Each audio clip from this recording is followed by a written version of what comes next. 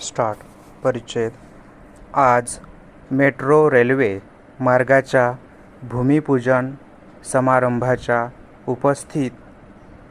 समारंभास उपस्थित राहताना मला अतिशय आनंद होत आहे.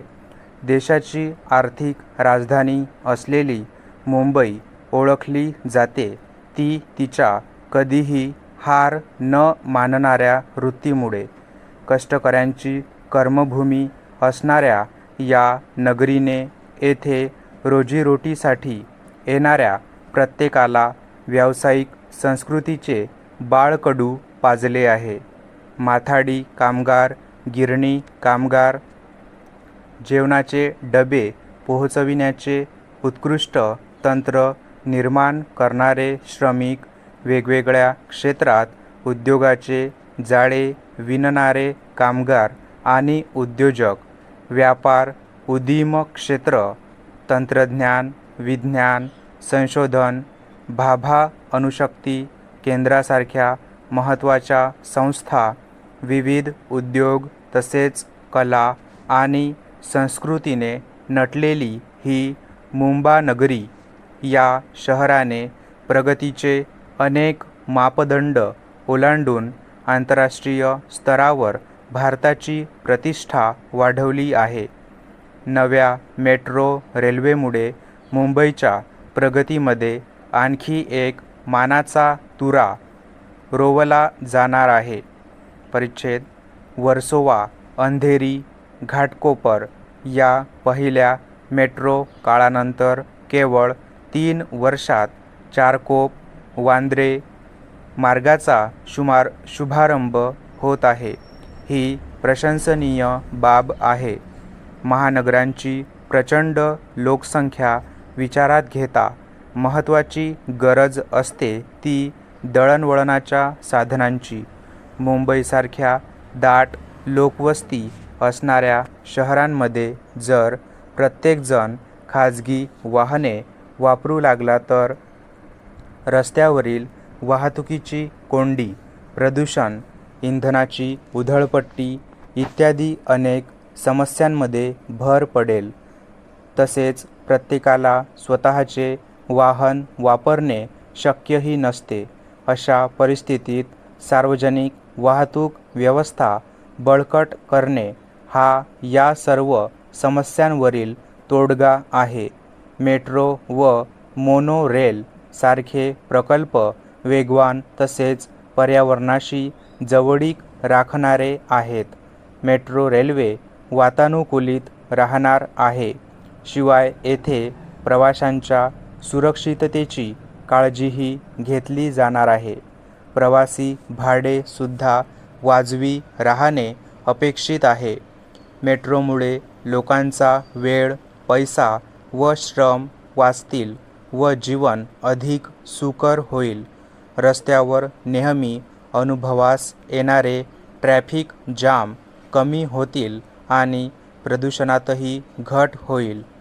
मेट्रोसारखा मोठा पायाभूत प्रकल्प राबवित असताना नियोजन, अंमलबजावणी आणि व्यवस्थापन या सर्वच बाबी उत्कृष्टपणे हाताळणे आवश्यक आहे.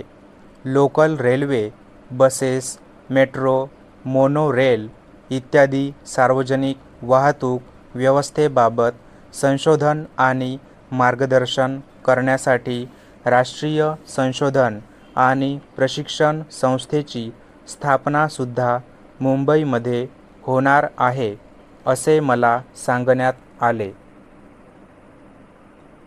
सार्वजनिक वाहतूक व्यवस्था अधिकाधिक चांगली होण्यासाठी ही संस्था निश्चितच मोलाची कामगिरी बजावू शकेल. परिच्छेद. मेट्रोसारखा प्रकल्प मुंबईसारख्या कमी जागा असणाऱ्या शहरात राबवत असताना कल्पक नियोजनाची गरज आहे. तसेच बांधकामात सुरक्षित पद्धतीचा वापर, सक्त गुणवत्ता मानके आणि नियमित तपासणी या गोष्टी महत्त्वाच्या असतात. जनतेसाठी उपलब्ध असणाऱ्या विविध सुविधा वाढवून त्यात जास्तीत जास्त सुधारणा करण्याचा आपला सतत प्रयत्न असला पाहिजे. मी स्वातंत्र्यदिन पूर्वसंध्येच्या भाषणात म्हटल्याप्रमाणे भविष्य हे तंत्रज्ञान, नाविन्याचा ध्यास आणि उपक्रमशील वृत्तीमधून आकारत असते. म्हणून संशोधनास उत्तेजन दिले पाहिजे, तसेच त्यासाठी सुविधा उपलब्ध करून दिल्या पाहिजेत. त्यामुळे आपल्या देशातील विशाल बुद्धिसंपदेचा जास्तीत जास्त विकास व उपयोग होऊ शकेल. मेट्रोसारखे उपक्रम असो वा साथीच्या रोगावर वैद्यकीय उपचार, तंत्रज्ञानाच्या जोरावरच आपण मानवी जीवन अधिक सुकर करू शकतो. देशात सध्या स्वाईन फ्लूच्या केसेस आढळत आहेत. केंद्र शासन आणि महाराष्ट्रासहित इतर राज्ये त्याचा मुकाबला करण्यासाठी योग्य ती पावले उचलीत आहेत. तथापि यासाठी सर्वांचाच संपूर्ण सहयोग अपेक्षित आहे. सरकारी हॉस्पिटल्स, प्रयोगशाळांसोबतच खाजगी क्षेत्रातील हॉस्पिटल्स, डॉक्टर्स, सेवाभावी संस्था सर्वांचीच भूमिका महत्त्वाची आहे. आपल्या देशात शहरी लोकसंख्या झपाट्याने वाढते आहे. शहरीकरणाचा वाढीचा दर देशात 1991 ते 2001 या दशकात 31% होता. पण त्याचबरोबर झोपडपट्ट्यांची वाढती संख्या ही शहरी गरिबीचे दर्शक आहे. बृहन्मुंबईमध्ये तर जवळपास अर्धी लोकसंख्या झोपडपट्टीमध्ये राहते. तळागाळातील गरीब लोकांना भूक, कुपोषण व रोगराईच्या समस्या सतावतात. विविध जनकल्याणकारी योजनांचा लाभ त्यांच्यापर्यंत पोहोचून त्यांचे सक्षमीकरण झाले पाहिजे. गेल्या आठवड्यात दिल्लीत सुविधा संगम ह्या कार्यक्रमाला मी उपस्थित होते. दिल्ली राज्य शासनाने वेगवेगळ्या योजनांचा समन्वय साधण्याच्या दृष्टीने मिशन कन्व्हर्जन्स योजना आखली.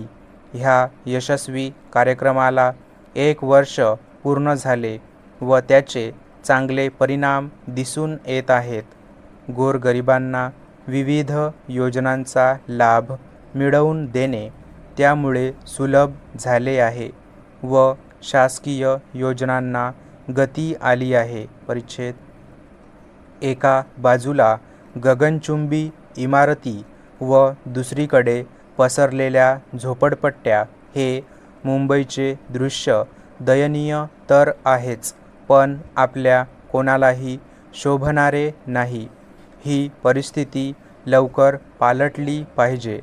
मला सांगण्यात आले आहे की झोपडपट्टी सुधार कार्यक्रमासाठी केवळ आर्थिक अडचण हा मोठा प्रश्न नाही, त्याबरोबरच सामाजिक व गुन्हेगारीशी संबंधित तसेच राजकीय अडचणीसुद्धा आहेत. मला असे वाटते की या गोष्टीचा गंभीरपणे विचार करून सर्वांनीच केंद्र सरकार, राज्य सरकार, म्युनिसिपल कॉर्पोरेशन, सेवाभावी संस्था, कॉर्पोरेट बॉडीज, तंत्रज्ञ, बिल्डर्स, मीडिया आणि सुजाण नागरिक या सगळ्यांनी एकत्र येऊन हा माणुसकीला असलेला दोष मिटवून टाकण्याचा प्रयत्न केला पाहिजे व वेगवेगळ्या राजकीय पक्षांनी पक्षभेद विसरून या कामास पूर्ण मदत केली तर हे माणुसकीचे व सामाजिक सुधाराचे काम निश्चितच होऊ शकेल. प्रश्न आहे संकल्प करण्याचा. हे पुण्याचे काम करण्यास सगळ्यांनी हातभार लावावा असे मी नम्र आवाहन करू इच्छिते. यामुळे शहरांना खरा मानवी चेहरा लाभेल. मला असे सांगण्यात आले की मुंबईमध्ये विकास करत असतानाच जवळजवळ 40,000 कुटुंबाचे पुनर्वसन प्राधिकरणाने यशस्वीपणे पूर्ण केले आहे. तसेच उपजीविकेच्या नव्या संधीही उपलब्ध करून दिल्या आहेत. ही निश्चितच प्रशंसनीय बाब आहे. स्टॉप.